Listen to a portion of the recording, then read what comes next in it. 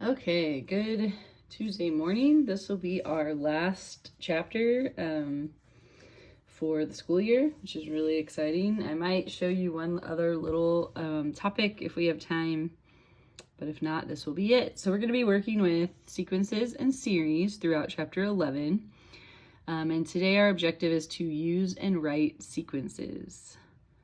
So I'm going to just talk about one of these warm-ups here real quick. So if you notice, these are in what we call function notation. We worked really hard on these back in school. It says find f of 3. So remember, 3 is the input value. They just want you to plug that input value in for x. Just make sure you follow your order of operations. So we have 3 to the third, which will be 27. And then times another 3 is 81. So this is f of 3 is 81. And just remember that 3 is the input, 81 is the output. It could also be listed as the ordered pair 3, 81. Okay, we'll do one more of these. So f of 3 is going to be negative 3 to the 3 minus 1, which becomes negative 3 to the second power, which is negative 3 times negative 3. So f of 3 is 9. Again, that could be the ordered pair on that particular function, 3, 9. Okay. All right, so your first note says, saying that a collection of objects is listed in sequence means that the collection is ordered so that it has a first member, second member, third member, and so on. Below are 2 examples of sequences of numbers. The numbers in the sequences are called terms. And I think you've seen these for a long time in math. Like you would have problems even back to probably like middle school that would say list the next term in this sequence. So if you look at the first one, it goes 3, 6, 9, 12, 15. This ends, it terminates. If you look at this one, it's got the dots. And so those are a little bit different. So you can think of a sequence as a function whose domain is a set of consecutive integers. So the domain, the input values are going to be a set of consecutive integers. If a domain is not specified, it is understood that it will start with 1. So you would plug in 1, plug in 2, plug in 3, plug in 4, and so on. So a sequence is a function whose domain is a set of consecutive integers. Says note, if the domain is not specified, it will start with 1. We just talked about that. Terms are the numbers in the sequence. Those are your terms. A finite sequence has a last term, which would be like sequence 1 up here. That would be finite. And an infinite sequence continues without stopping.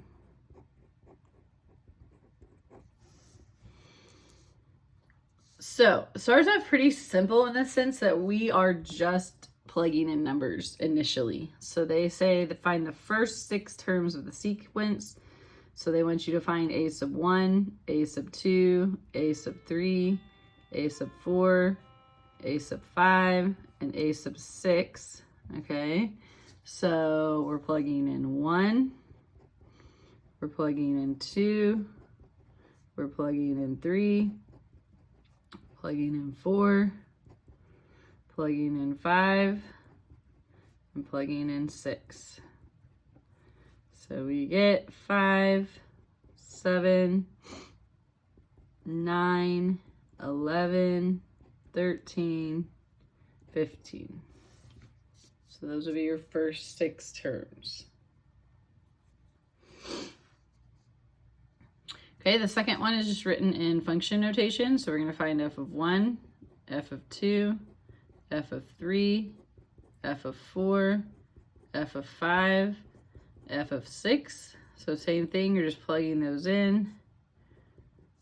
Negative 2 to the 1 minus 1, negative 2 to the 2 minus 1, negative 2 to the 3 minus 1, negative 2 to the 4 minus 1, negative 2 to the 5 minus 1, and negative 2 to the 6 minus 1. So remember, anything to the 0 power is 1.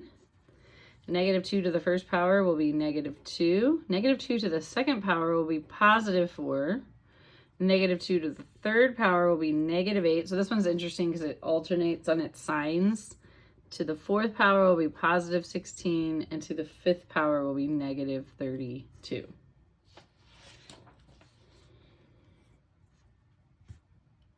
Okay. Moving along here to the second page. So it says, note, when the terms of a sequence are added, the resulting expression is a series. So if you add them all up, that's a series.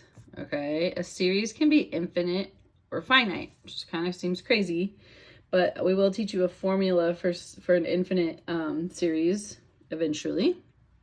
Today we're just kind of introducing all this to you. You can use summation notation.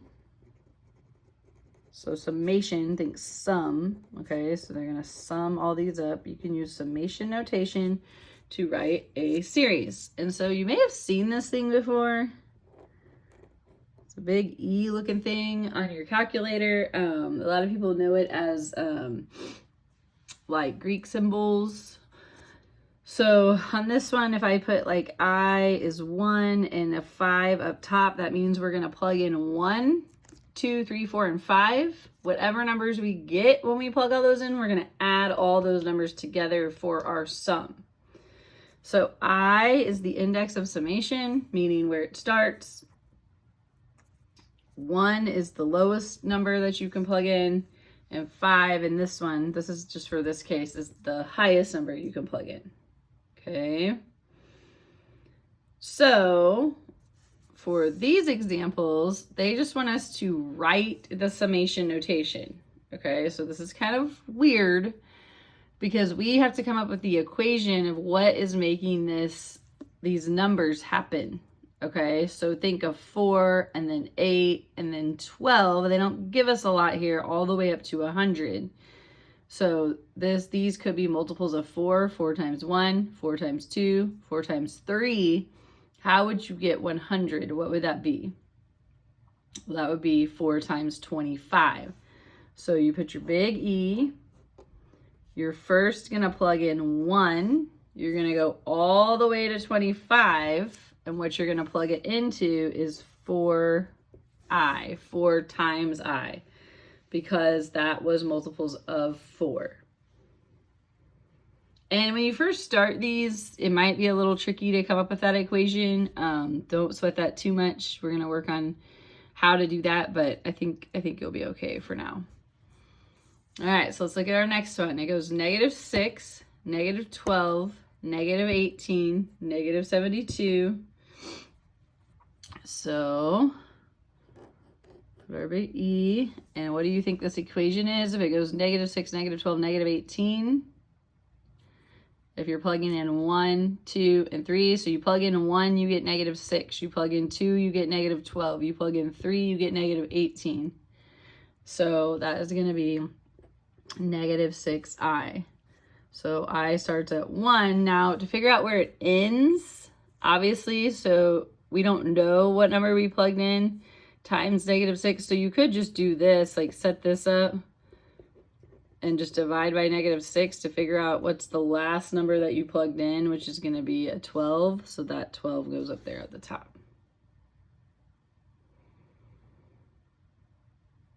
I know some of you might just see that, and if you don't, just take the equation, set it equal to the last term. That'll help you figure out where you're ending, your upper limit.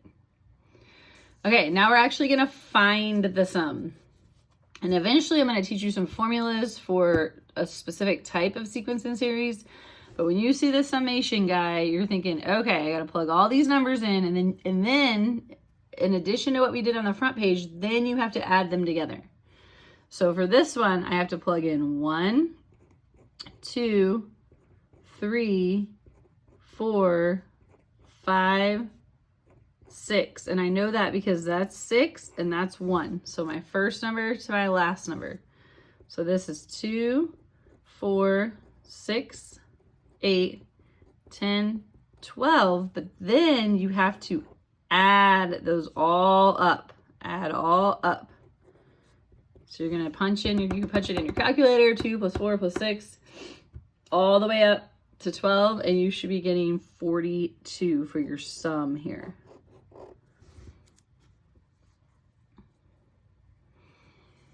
Okay, part B, if you look really carefully, that's a 3 and that's a 6. So I'm just plugging in 3 up to 6. So 4, 5, 6. So I get 9 plus 2 is 11. 16 plus 2 is 18.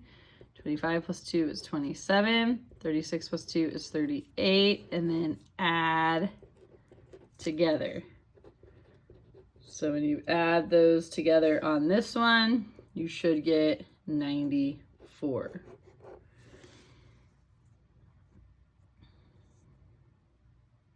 Okay, there's one special formula or rule that you're going to need to remember. If you have the summation notation of an index number of 1 up to n, if this is just a 1 here, so it's not an expression like a 2i or a 2 plus k squared, it's just a 1, then your answer is whatever the top number is.